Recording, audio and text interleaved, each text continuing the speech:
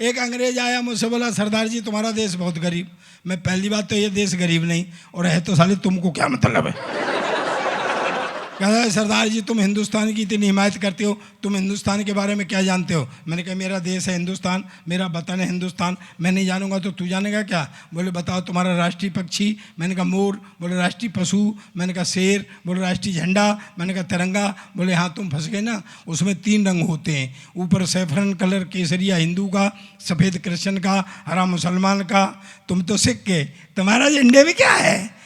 अब मैं कहा बेवकूफ़ अंग्रेज तुझे कौन समझाए, ये जो झंडे में डंडा है ये साले तेरे बाप का है क्या।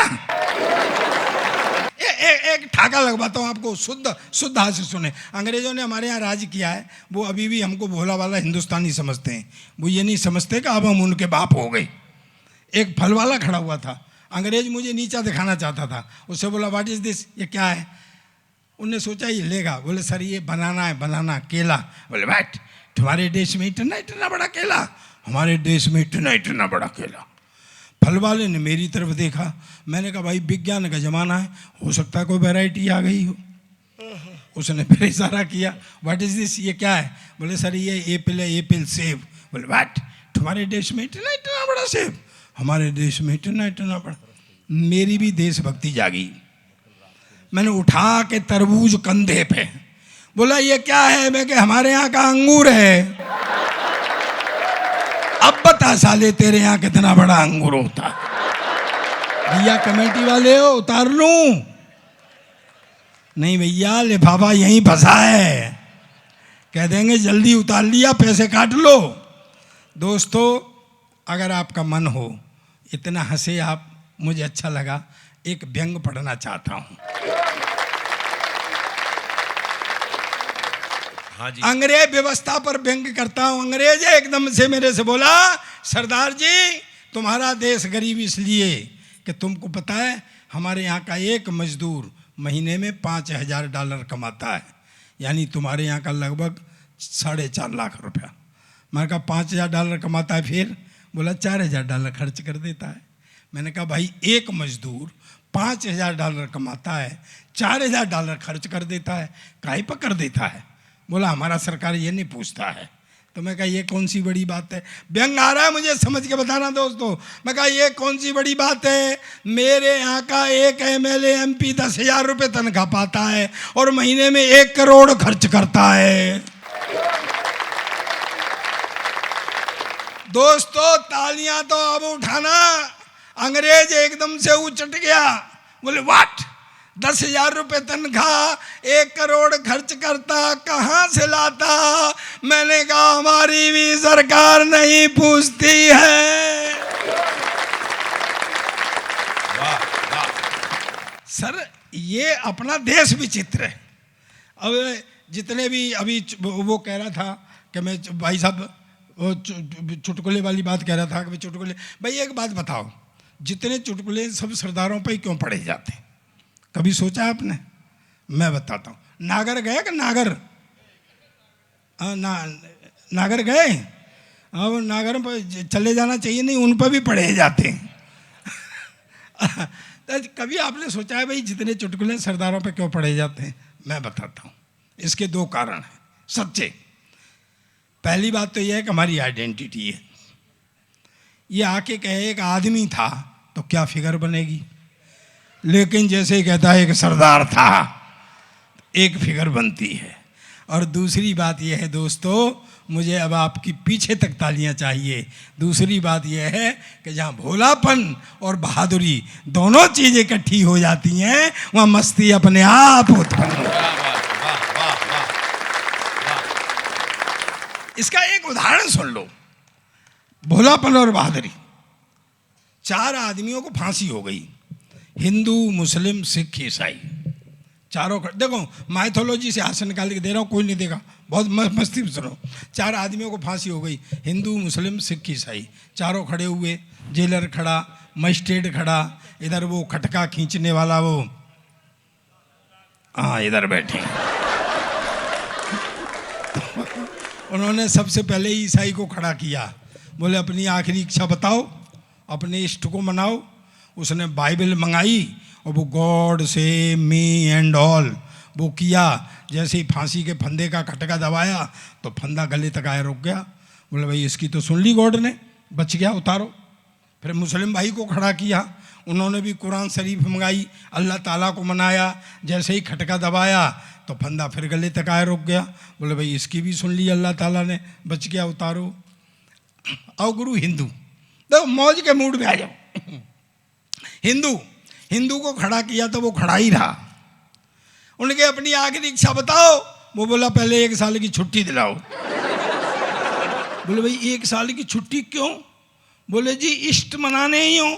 अब देखो आई के ऊंचा करना, मुझे बताना, बात पहुंच गई। बोले भाई 1 साल की छुट्टी क्यों? बोले इष्ट मनाने ही हूँ। कहते यार इन्होंने तो 1-1 मिनट में मना लिए। बोले जी ये तो अल्पसंख्यक हैं।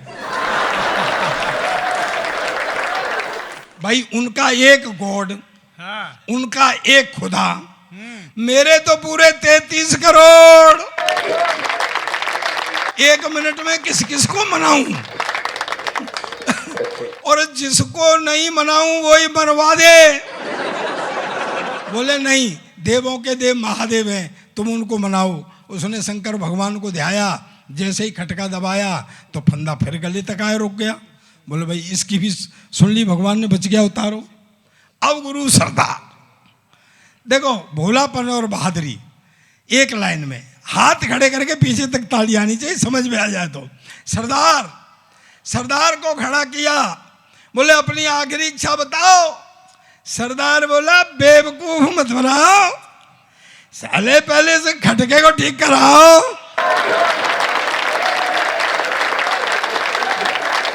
और इन तीनों को फिर से लाइन में लगाओ। अच्छा, मैं आपको चलते चलते जी एक सरदारों का इंटेलिजेंट जोक सुनाता हूँ। दाऊ वो उमर वाला सुना दो, उमर कैसे बटी वो बेस्ट। वो सुनाता हूँ। मैं ये सुना देता हूँ। जी भाई जी एक सरदारों का इंटेलिजेंट जोक भी सुनाने दे यार। हाँ, उसको भरोसा नहीं हो रहा कि सरदारों का इंटेलिजेंट जोक हो सकता है। एक सरदार जी को शेयर में घाटा हो गया। हालांकि साला ये भी एक जोक ही है। सरदार जी को शेयर में घाटा हो गया। घाटा कैसे पूरा हो? गलत काम कुछ कर नहीं सकते। दोस्तों एक बात कहना चाहता हूँ, अगर देखा हो तो हाथ उठा के बताना, और नहीं देखा हो तो ईमानदारी से पूरा पूरा पूरा पंडाल, यानी कि जितने लोग बैठे हुए हैं, ताली बजा के मुझे बताना ईमानदारी से, अगर नहीं देखा हो तो। आज तक किसी सरदार को आपने भीख मांगते हुए नहीं देखा होगा।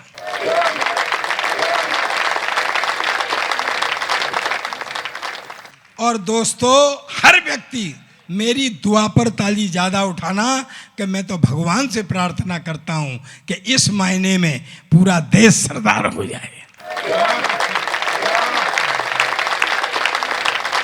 अब क्या हुआ सर, सरदार जी ऐसे बड़ा मैदान था, बैठे हुए सोच रहे घाटा कैसे पूरा हो। तो एक बच्चा घूम रहा, सरदार जी के दिमाग में स्कीम आ गई, गुरु इसका करते हैं किडनैप, इसके बाप से मंगाते हैं पैसा, अपना घाटा पूरा। उनके यहाँ बैठे, बोले हाँ अंकल जी। बोले हमने तुम्हारा किडनैप कर लिया है। बोला अच्छा अंकल जी, कहाँ बैठ जाऊँ? बोले यहाँ बैठो। सरदार जी ने पेन निकाला, कागज निकाला, श्रीमान जी हमने आपके बेटे का अपहरण कर लिया है, 5 लाख रुपए भेजने की व्यवस्था करें, तब आपका बेटा छोड़ा जाएगा। दस्तखत एक सरदार, और वो चिट्ठी फोल्ड करके उसी बच्चे को पकड़ा दी गई, अपने पापा को दे देना। लेकिन सर पैसे आए, वही बच्चा लेके आया। सरदार जी ने गिने 5 लाख। बोले पापा ने चिट्ठी दी है। चिट्ठी खोल के पढ़ी, श्रीमान जी आपने हमारे बेटे का अपहरण किया, ये अच्छी बात नहीं है, 5 लाख रुपए फिरौती के मांगे थे, हम भेज रहे हैं, अब शर्त के अनुसार हमारे बेटे को छोड़ दिया जाए। दस्तखत दूसरा सरदार।